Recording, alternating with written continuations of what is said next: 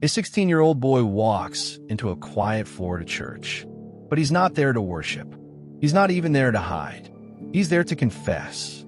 The call he makes from the church phone would leave police and the entire community in disbelief. He says, "I just shot my parents." This is the chilling story of Trevor Lee, the teen who turned a place of prayer into a scene of shock. On the morning of August 4th, 2025, the Flagler County Sheriff's Office received a 911 call unlike any they had heard before. It came from inside a local church. On the other end of the line, a calm teenage voice said he had just killed both of his parents. When deputies arrived, they found 16-year-old Trevor Lee sitting quietly in the church. He didn't resist. He didn't run. He just waited. Back at the Lee family home, officers discovered the bodies of his parents, both shot. The scene was described as controlled, no sign of struggle. If you're finding this story gripping so far, make sure to hit the like button. It really helps us reach more true crime fans like you. The content of the 911 call has not been fully released, but sources say Trevor was eerily composed. He identified himself, admitted to the killings, and told dispatchers exactly where to find him. Quote, "I just shot my parents. I didn't know what else to do." It was as if he had made peace with what he'd done and was ready for what came next. Let us know in the comments. What would drive someone so young to make a call like that? We're reading every theory. So who is Trevor Lee? Reports describe Trevor as a quiet, respectful teen who mostly kept to himself.